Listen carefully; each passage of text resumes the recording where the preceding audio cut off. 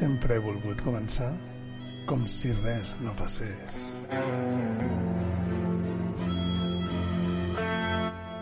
Així, com si no sapiguessis que estic aquí, fins la meva entrada de la meva veu, el cop de les teves orelles.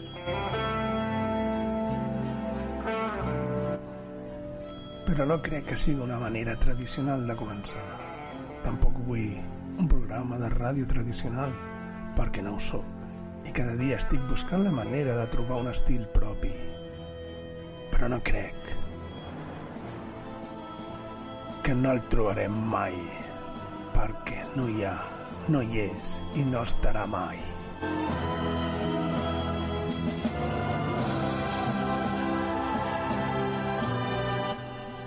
Perquè cada dijous estem en moviment continu, però si busques la tranquil·litat, tens el perfil d'Instagram de Deliris i Llibres, on t'expliquen tota la seva activitat setmanal.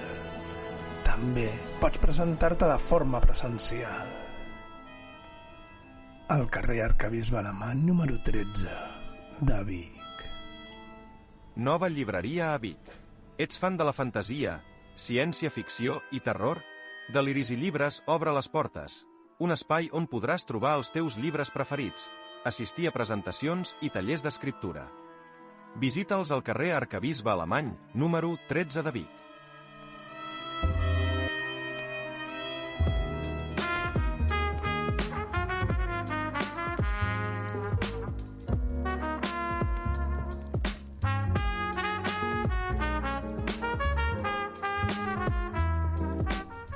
Avui escoltem una recomanació del nostre amic Jaume, el conductor de Ponis Locos de Canadà. Avui escoltem a Grey Mick, de la pàgina de Jamenjo. La trobaràs allà i nosaltres ens trobaràs a la web de radiopista.cat a la secció de programes Buscant sempre fes la teva feina, on pots trobar totes les temporades antigues de la sèrie de Bilingüage i ara l'adaptació del llibre d'Estrangers del jove escriptor sense fortuna.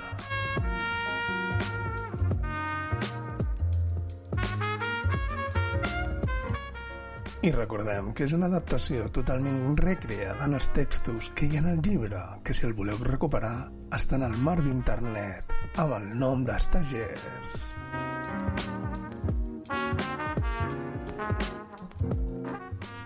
És difícil portar un llibre a la ficció radiofònica, però per això esteu tots vosaltres, per informar-me si agrada o no, però s'ha de fer, s'ha de posar una mica de context abans de començar i escoltar el que diré en la ficció sonora.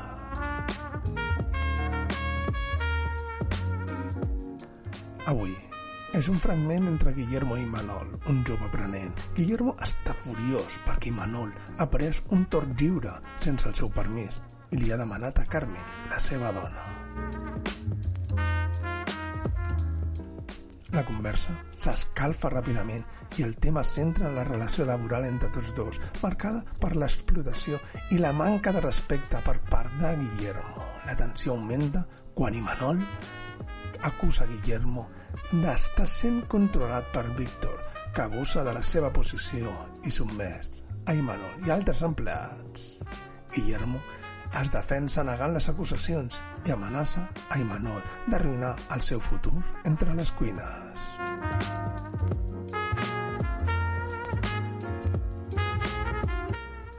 El diàleg revela una lluita de poder on Guillermo intenta mantenir el control mentre que Imanol es rebel·la contra la situació d'explotació i la manca de respecte que es viu en aquella cuina.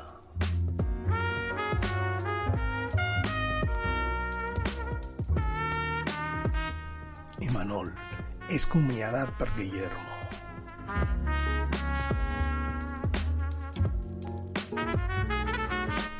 Imanol argumenta que Víctor l'ha portat a ell i a la seva companya Beatriz a un estat d'esgotament extrem amb excessives hores de feina i pressió. Guillermo defensa a Víctor i en enfatitza la importància de la disciplina i el sacrifici en la professió culinària.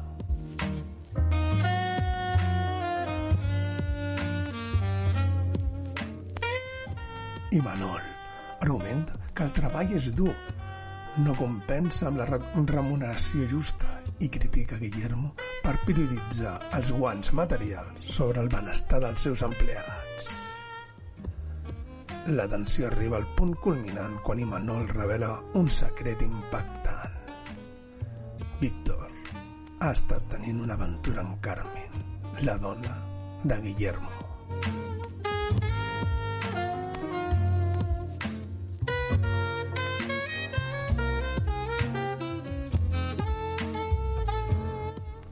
En conclusió, el menyspreu als tallers és un element clau que defineix les relacions de poder, alimenta el conflicte i obstaculitza la recerca de la justícia en l'entorn laboral d'una cuina. Per això, no és decisió meva, sinó teva, repeteixo, que l'adaptació d'un llibre a la ficció radiofònica no és tan fàcil com la teníem al cap, però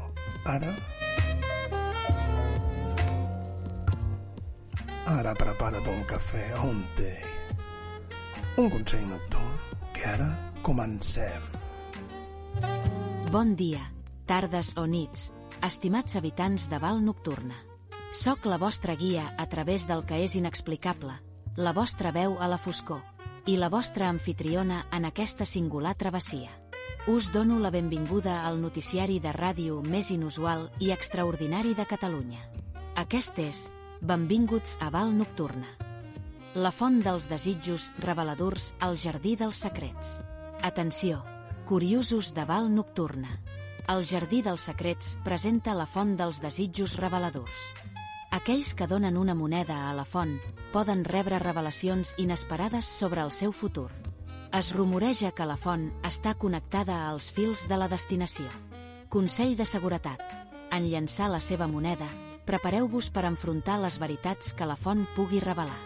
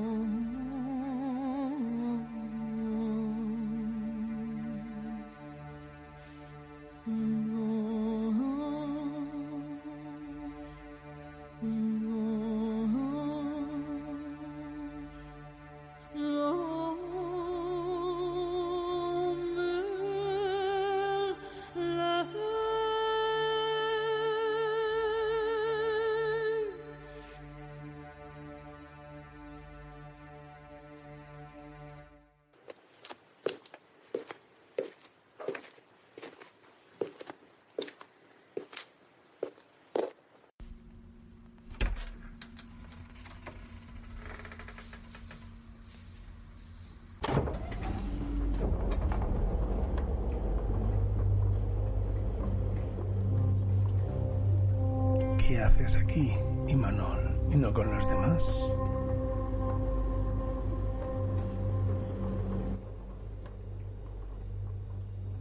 ¿No deberías de estar trabajando?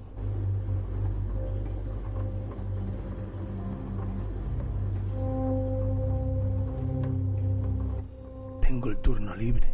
Carmen me dio permiso para descansar esta noche. Carmen te dio el permiso. Pero no lo entiendo. ¿Por qué vienes a esta cocina, Imanol?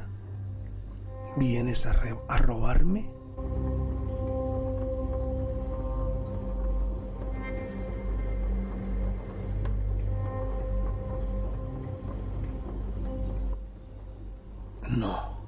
No vine a robar, vine a comer algo, a descansar. Necesito descansar. Llevo 2 días sin dormir.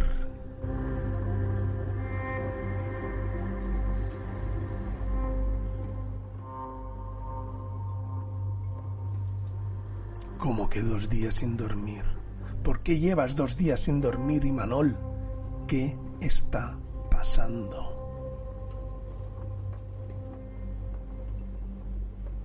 Es Víctor. Desde la discusión del viernes.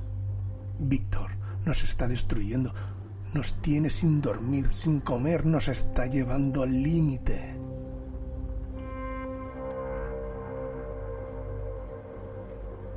Víctor es tu jefe de cocina, Imanol. Cuando yo no estoy, él tiene el control aquí. Lo que hace o no hace no es asunto mío cuando él toma las riendas.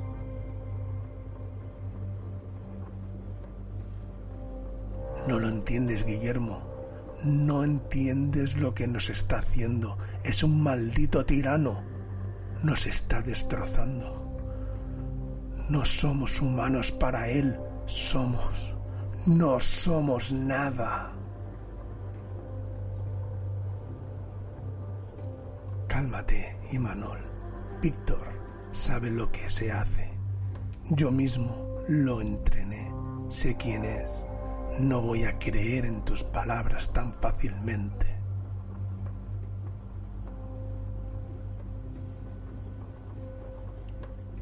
No soy yo el que debería pagar por lo que está pasando aquí. Pero me estás pidiendo que me vaya. ¿De verdad? ¿Me lo estás diciendo? ¿Que no vuelva? Sí, Manol. Mañana no te presentes en la cocina. Estás despedido. Es Víctor. Él es el verdadero problema aquí. A tus espaldas, Guillermo, él es otra persona. No es el hombre que tú crees conocer. Cuando no estás, nos trata como basura.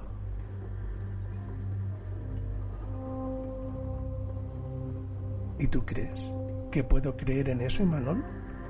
¿Crees que me voy a alinear contigo?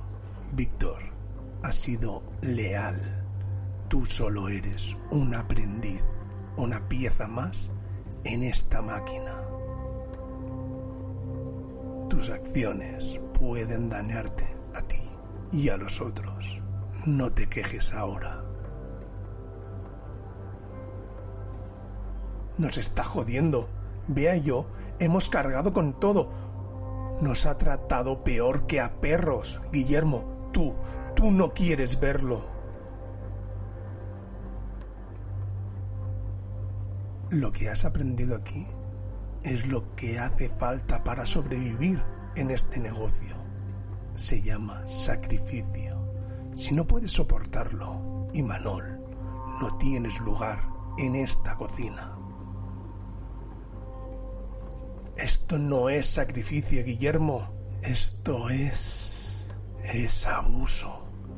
Nos ha tenido sin dormir durante días, sin comer, sin descansar. No sé cómo lo soporta Bea. Yo ya no puedo más.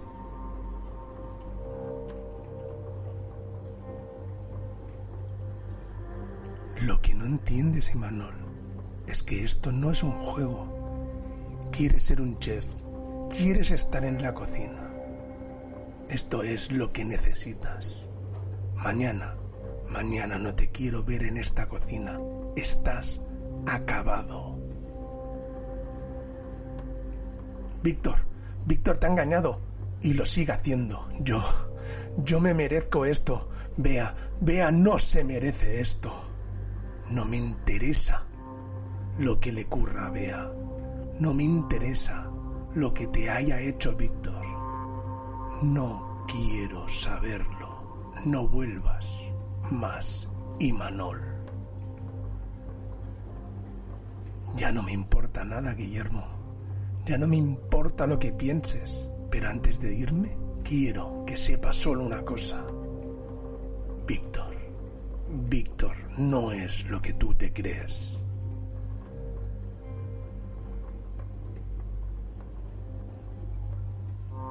¿Qué insinúas, Imanol? Pregúntale a Carmen.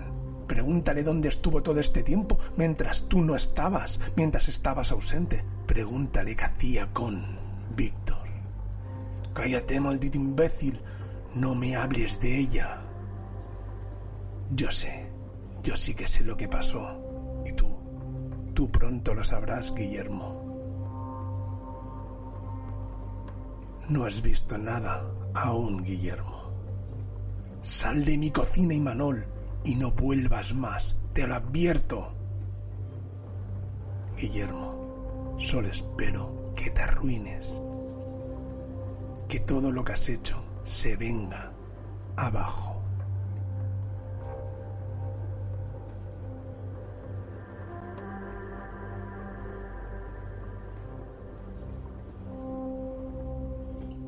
Com sempre, els recordem que tot allò que escoltin no és real, encara que sembla improbable. Val Nocturna és una ciutat on allò paranormal i sobrenatural s'entrellacen amb la quotidianitat de manera sorprenent. Però no us preocupeu, estimats oients, som aquí per guiar-los i oferir-los alguns consells pràctics per mantenir-se fora de perill. El tren dels records a l'estació de la memòria. Valents viatgers de Val Nocturna. L'estació de la memòria presenta el tren dels records, un viatge únic que travessa els records col·lectius de la ciutat. Es diu que cada vagó explica històries d'èpoques passades i ofereix als passatgers una experiència immersiva. Consell de seguretat. Si decideixen abordar el tren, mantinguin les ments obertes a les històries que podrien explicar els rails del passat. Mangosta. La mangosta mata la cobra. La mangosta es el mejor animal. La mangosta mata la cobra. La mangosta es el mejor animal. Mangosta. ¿Sabe lo que es la mangosta? Es un mamífero roedor. Mangosta. Mándese si quiere recoger. Mándese si quiere recoger. Mándese si quiere recoger. Mangosta. Mándese si quiere recoger. Mándese si quiere recoger. Oye, mangosta. Mándese si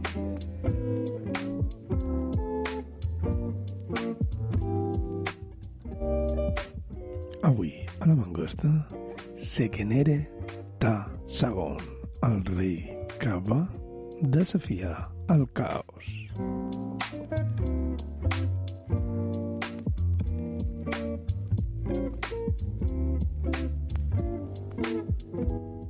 Egipte, una terra de misteris, faraons i déus immortals. Durant milers d'anys, el riu Nil ha estat testimoni d'històries èpiques, des de la construcció de les majestuoses piràmides fins a campanyes de conquesta de Ramsès el Gran, a l'èxode del tiet de Tutankamon per les terres de Canaà. Però avui venim a parlar... avui no venim a parlar de Moisès, sinó d'aquells temps tan daurats.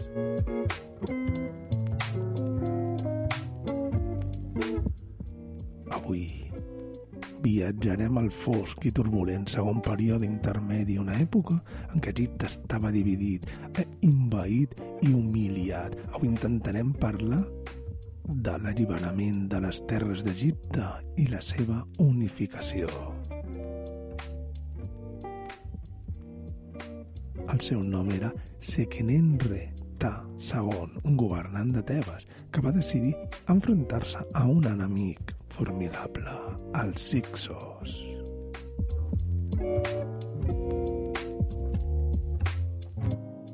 La seva lluita, el seu sacrifici i el llegat que va deixar va marcar el renaixement d'Egipte, però, com un bon faraó, la seva mòmia va revelar una mort molt violenta.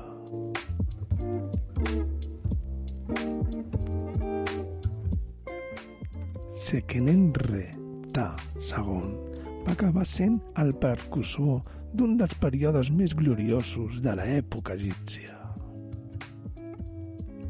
Això és, fes la teva feina i ara acompanya'm mentre explorem la vida, la mort i el llegat de Sekenenre Ta Sagon, un faraó que va lluitar fins al seu últim alè per alliberar el seu poble egipci.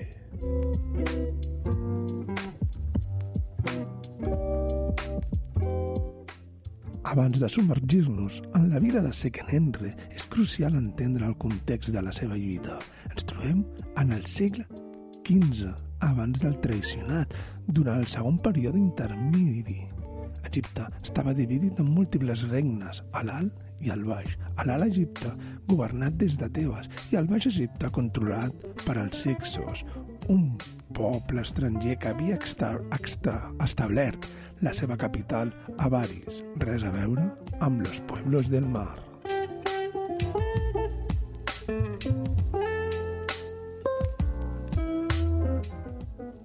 Els Hyksos no eren egipcis, però venien probablement d'Àsia Occidental i van portar amb tecnologies avançades com el carro de guerra i els arcs compostos.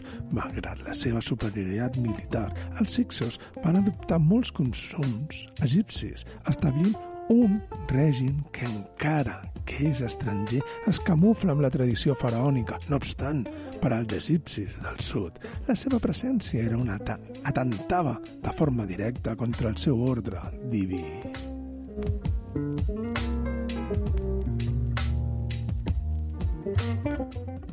Aquí és on entra en joc Seqenenre II, governant de Tebes. El seu regne, petit però resilient, estava cansat de pagar tributs als Hyksos i viure sota la seva ombra. La tensió va arribar al seu punt màxim amb el famós incident de la carta. Segons els textos, el rei Hykso, Apophis, va enviar un missatge a Seqenenre queixant-se que els hipopòtams dels estants de Tebes pertorbaven el seu somni a Avaris, a centenars de quilòmetres de distància.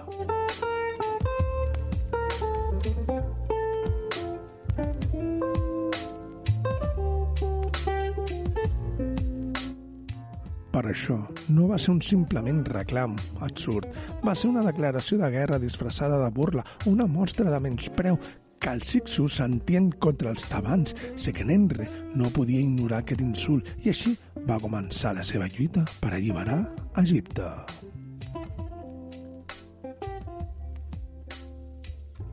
Com sabeu, les paraules tenen un poder.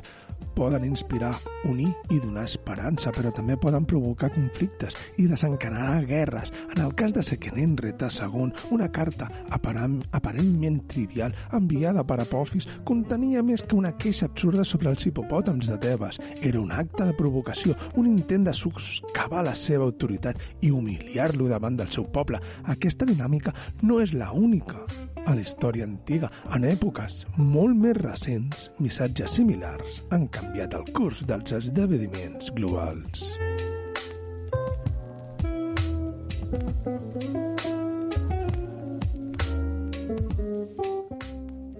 Ara viatgem al segle XIX i parlarem del telegrama d'Ems, a una Europa marcada per les tensions entre Prússia i França. 1870, un breu intercanvi diplomàtic conegut com el telegrama d'Ems es va convertir en l'espurna que va encendre la guerra franco-prussiana. Però, què va passar exactament?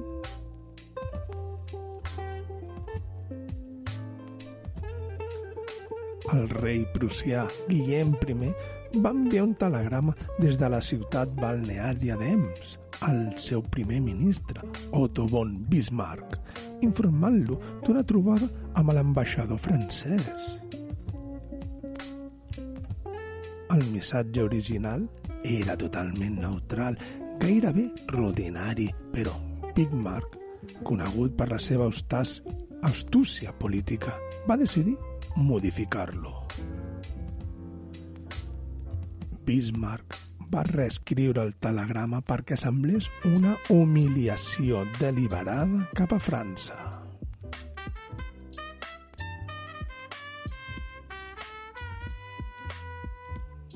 La premsa francesa, en llegir la versió editada, va reaccionar amb indignació i el públic va exigir una resposta immediata. El resultat, França va declarar la guerra a Prússia.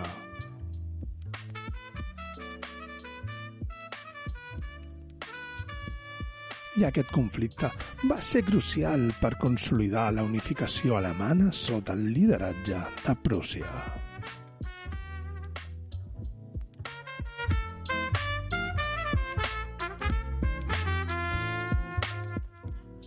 El telegrama d'Ems demostra com un missatge pot transformar o es pot transformar en una arma política. Igual que Apophis va utilitzar la seva carta per provocar a Sekenenre, Bismarck va manipular aquest telegrama per aconseguir un objectiu estratègic, aprofitant la ira dels seus oponents per als seus propis beneficis.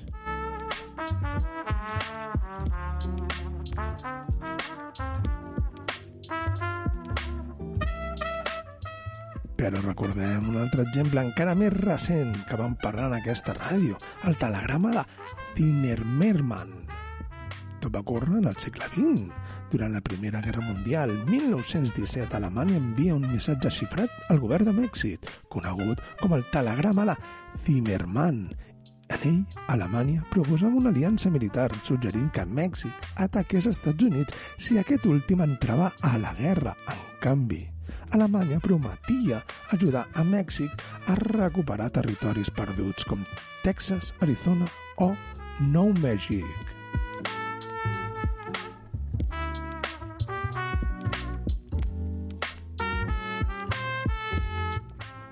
Però el pla d'Alemanya no va sortir com esperava.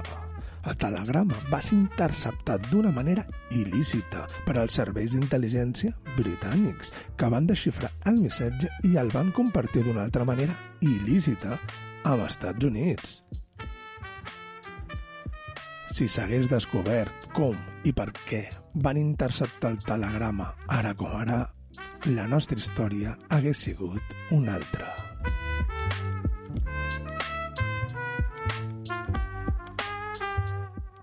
Per saber més, hauràs de trobar el programa del que parlem a la web de la Ràdio Pista, a la secció de programes, buscant Fes la teva feina, del dia 11 de maig del 2024.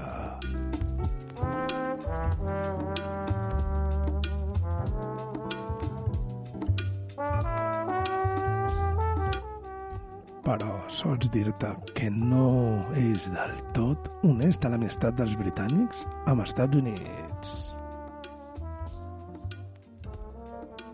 Quan el contingut del telegrama es va fer públic, la indignació en l'opinió pública nord-americana va ser immediata. Aquest incident va ser un dels factors que van portar als Estats Units a declarar la guerra a Alemanya, marcant un punt d'inflexió en aquest conflicte.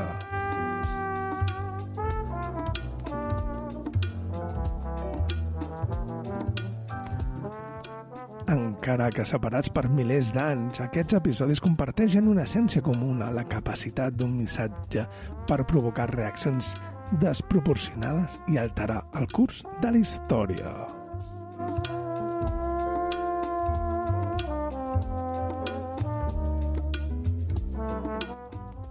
La carta d'Apophis, a Sekenenre, el telegrama d'Ems, el telegrama de Zimmermann, ens mostren que les paraules, ja siguin escrites en paper o codificades a morfe, tenen el poder d'encendre conflictes i canviar fets històrics.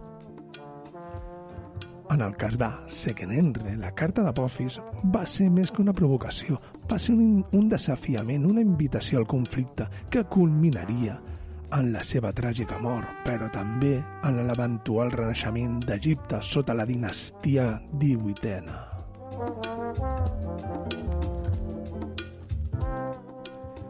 Per a Bismarck, el telegrama d'Ems va ser l'eina per consolidar el poder de Prússia i per als aliats a la Primera Guerra Mundial, el telegrama de Zimmermann va ser una oportunitat per inclinar la balança al seu favor. Què ens ensenyen aquests episodis? Que els missatges, per simples que semblin, poden ser armes poderoses.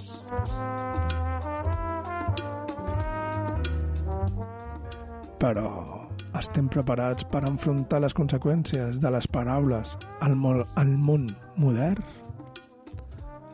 No ho sé. Tornem als missatges dels Ixos.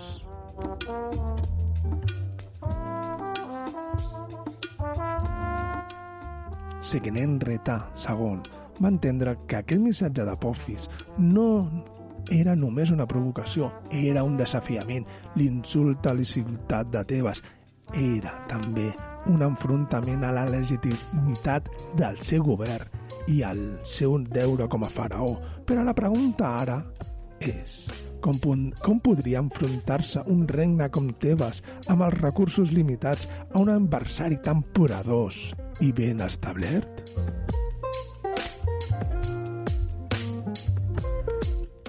La resistència de la ciutat de Tebes no podia enfrontar-se als Hicsos immediatament en una batalla directa, així que Seqenenre va començar a mobilitzar el seu poble, preparant a Tebes per l'inevitable. Els sacerdots, els militars i les èlits locals es van unir sota una causa comuna, l'alliberament d'Egipte, un dels 11 principis de Joseph Goebbels.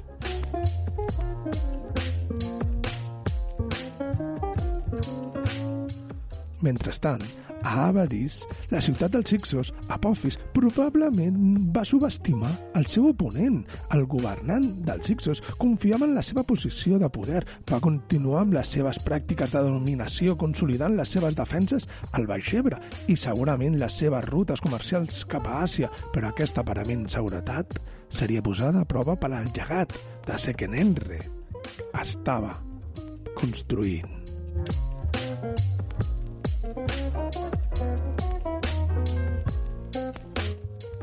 Com es convertiria un petit regne del sud del nucli de la resistència que canviaria el destí d'Egipte? I més important encara, per què Seqenenre estava disposat a sacrificar-ho tot per aquest objectiu? Queda't amb mi, que la història és més interessant.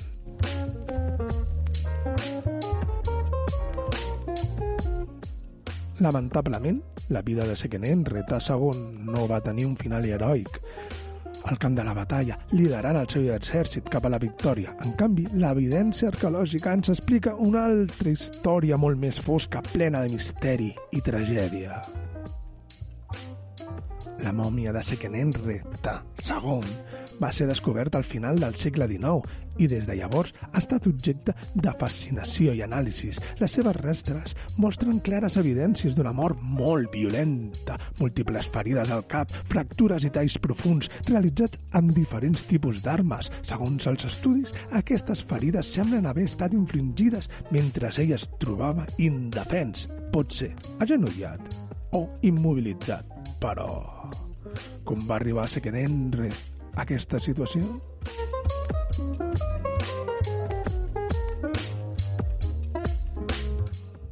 Les teories són variades. Una possibilitat és que morís liderant les seves tropes en una escaramussa contra els Hicsos. No obstant això, hi ha indicis que suggereixen una mica més de siniestre. Podria haver estat capturat pels Hicsos i executat de manera ceremonial, com una advertència per als ciutadans de Tebes. Les armes dels Hicsos reformen aquesta hipòtesi. La imatge del faraó Seqenenre és esgarrifosa. Un faraó, símbol de poder i la divinitat reduït en una víctima en mans dels seus enemics. Però no et pensis, la seva mort, junt de sufocar la resistència, va encendre una flama que en els seus fills portarien fins al final, fins al triomf.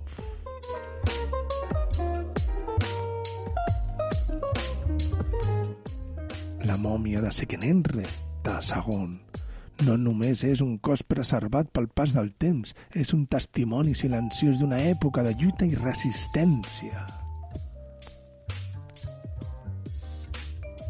Quan els arqueòlegs van descobrir les seves restes, van quedar impactats per les evidències de la seva mort tan violenta que la ferida al seu crani explicava una part de la seva història, una història que encara avui genera debat entre els experts.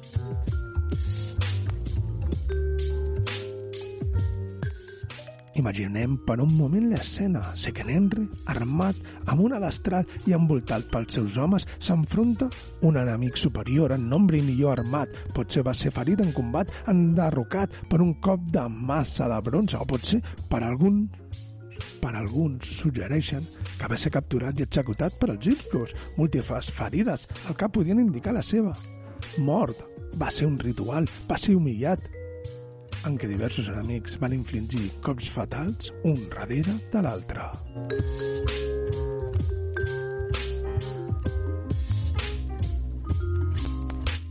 Però hi ha una altra teoria, igualment intrigant. que Seqenenre II va ser assassinat no pas pels Hicsos, sinó pels seus traïdors dintre de Tebes. Aquesta hipòtesi sorgeix de la idea d'un faraó debilitat, incapaç d'unificar completament el seu poble davant d'un enemic suposadament més feble. Podria haver enfrontat enemics interns tant com externs, tot i que no hi ha proves concloents per recolzar aquesta teoria, el context polític de l'època fa que no sigui impossible.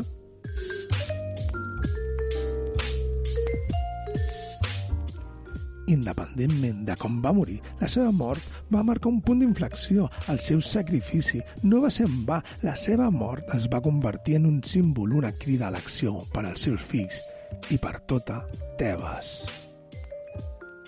Però què va passar després? Com va prendre Kamose i Atmose primer el llegat del seu pare? El van transformar en el regiment d'Egipte? Queda't, que això està molt lluny d'acabar.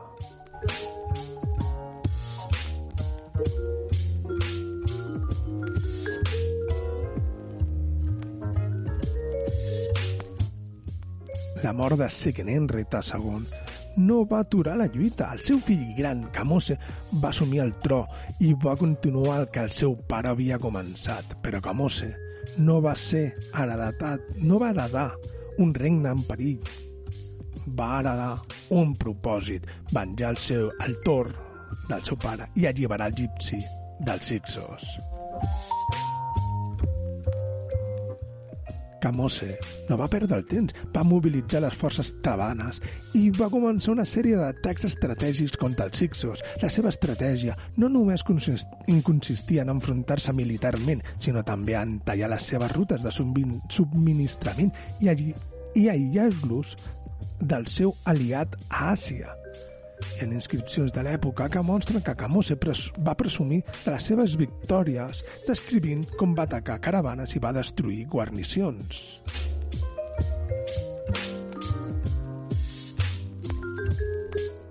Kamose no viuria prou per completar la victòria. Va ser el seu germà menor, Ahmose, qui finalment expulsaria els Hicsos d'Egipte amb una combinació d'enginy militar i determinació.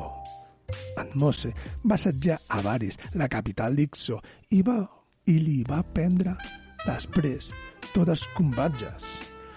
No satisfet amb això, va perseguir els Hicsos fins a Canaà, assetjant-se i assegurant-se que no tornessin amb una amenaça futura.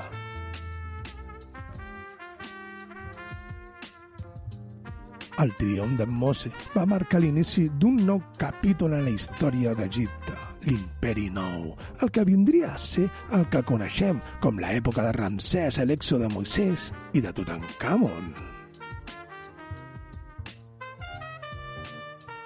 I encara que el nom de Seqenenre II va quedar una mica eclipsat pels èxits dels seus fills, el seu sacrifici va ser el fonament sobre el qual es va construir aquest renaixement. Però quines lliçons podem aprendre avui de la vida i de la mort de Seqenenre II?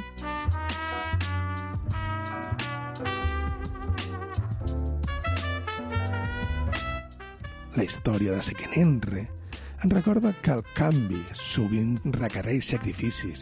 Aquest faraó no va viure per veure l'alliberament d'Egipte, però la seva lluita va inspirar una nova generació de líders. Va ser la seva resistència inicial, la seva negativa a acceptar la dominació dels Hicsos, cosa que va plantar la llavor del renaixement d'Egipte. És fàcil recordar-se d'Ahmose com el gran conqueridor i fundador de l'Imperi Nou, però sense la base establerta per Seqenenre i el seu germà Kamose, aquests èxits no haurien estat possibles. La història de la seva família és una lliçó sobre la importància del treball en equip, del sacrifici compartit i del compromís amb un objectiu comú.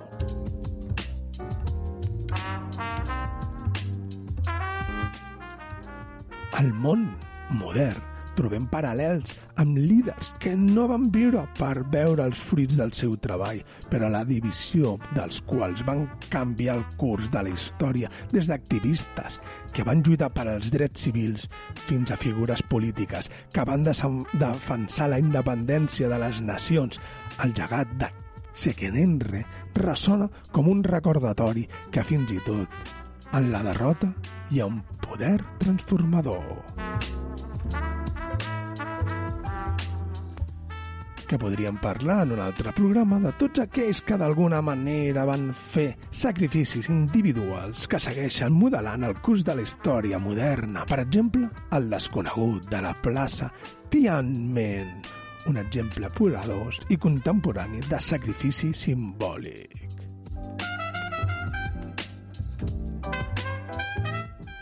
Gràcies per acompanyar-me en aquest viatge a través del temps. No serà l'últim d'aquesta temporada. El meu nom, com ja sabeu, és Alejandre i això és Fes la teva feina. I si aquesta història t'ha inspirat, comparteix-la amb algú més. I si no saps què fer, pots entrar al perfil d'Instagram de Deliris i Llibres o presentar-te en persona a la tenda del carrer Arquebisbe Alemany, número 13 de Vic. Deliris i Llibres et convida a formar part d'un espai on compartir la teva passió pels llibres. Presentacions, tallers i club de lectura us esperen. Visita'ls al carrer Arquebisbe Alemany, número 13 de Vic, o en el seu perfil d'Instagram. Ara, a l'últim consell nocturn, i des d'aquí, besitos, carentonias, abrazos i palmadites en l'espalda. Ens escoltem dintre de 7 dies, o no!